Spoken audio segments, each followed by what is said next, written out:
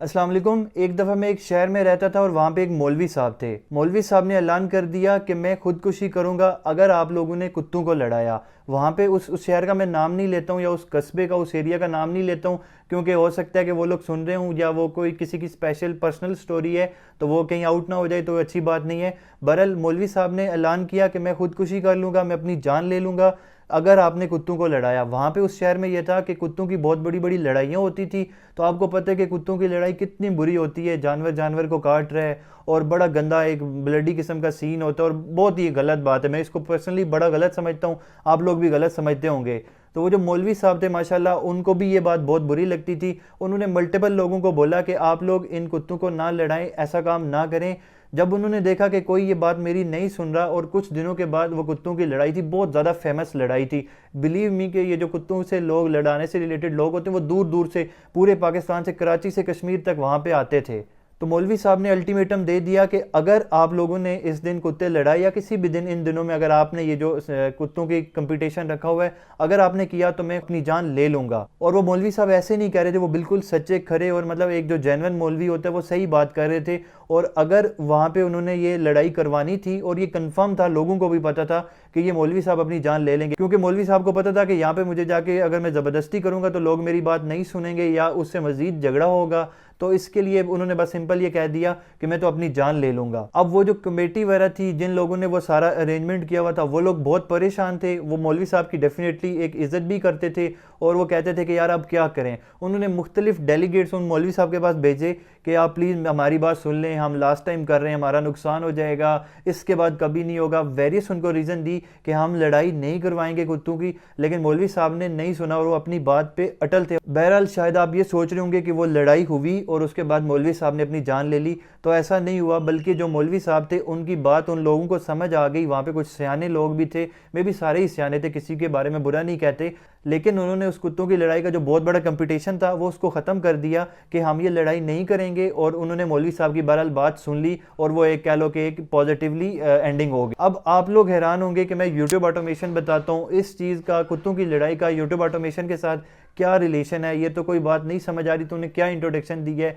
तो ये बहुत गहरा ताल्लुक है इसके साथ। जैसे ये कुत्तों की लड़ाई है, इसी तरह की एक मिस्टेक आपका यूट्यूब चैनल बिल्कुल फ्लॉप कर देगी, बिल्कुल उसको टर्मिनेट कर देगी। यूट्यूब आपको वार्निंग भी नहीं देगा, बिलीव मी। मैं आपको एक और स्टोरी सुनाता हूँ जो इससे रेलिवेंट है। मेरे एक दोस्त का चैनल था, मेरे कज़न है, उसका चैनल था, मैंने पहले भी मल्टीपल टाइम ये बात बताई है।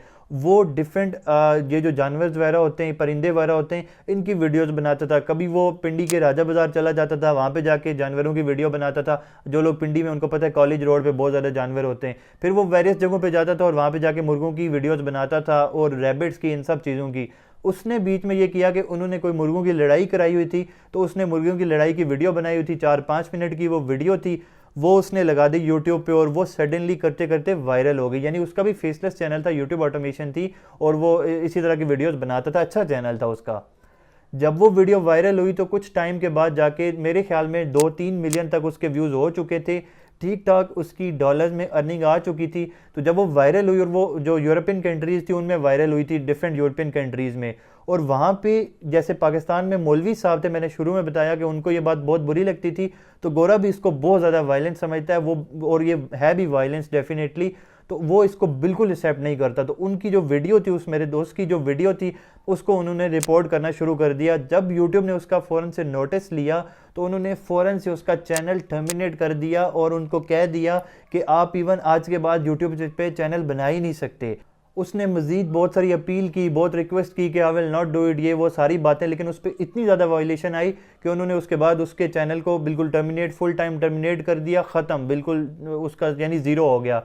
तो अगर आप लोग यूट्यूब ऑटोमेशन करना चाहते हैं और एक इस तरह का काम कर लें कि जिसमें कि आप अपने पाँव पे खुद कुल्हाड़ी मारें, यानी कि कोई वायलेशन करें, कोई वायलेंस हो, कोई ब्लड दिखाएं, या इस तरह के कुत्तों की लड़ाइयाँ करें, मुर्गों की लड़ाइयाँ, इस तरह के भी बहुत सारे यूट्यूब ऑटोमेशन चैनल हो सकते हैं, मैंने आपको बताया हुआ है। तो क्या होगा कि इन द लेटर रन जाके आपका चैनल भी डिमोनेटाइज होगा, टर्मिनेट भी हो जाएगा और सारी आपकी मेहनत ज़ाया हो जाएगी।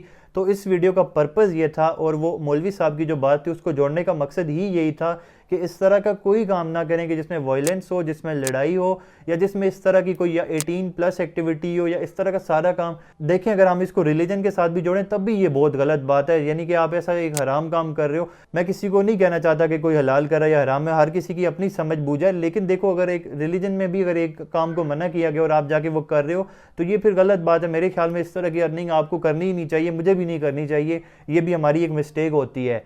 तो बहरहाल इस सारी स्टोरी का बताने का मकसद ये था, इन दोनों स्टोरीज़ का मकसद ये था कि कोई ऐसा काम ना करना यूट्यूब ऑटोमेशन में, फेसलेस चैनल में, कि आप कहें चलने जी मेरा चेहरा तो नहीं शो हो रहा, तो मैं कोई बहुत ही वाहियात किस्म का कंटेंट लगाता हूँ और बस वाह वाह हो जाएगी और मुझे तो अर्निंग आएगी, बहुत ज़्यादा व्यूज़ आएंगे। छोड़ो अंदर बेशक जितनी गंदगी है, तो प्लीज़ इस तरह की गंदगी ना करना। मैं आपको सिर्फ इतनी बात बताता हूँ कि अगर आप जाके यूट्यूब पे लिखें हेल्थ वीडियोस पाकिस्तान, तो आप देखना कि किस किस तरह की गंदी गंदी थंबनेल, जो क्या क्या गंदगी लोगों ने लगाई है, उन पे व्यूज़ भी आ रहे हैं। लेकिन आप खुद सोचें कि मतलब क्या चीज़ें, इस चीज़ का कोई आपको फ़ायदा नहीं होगा।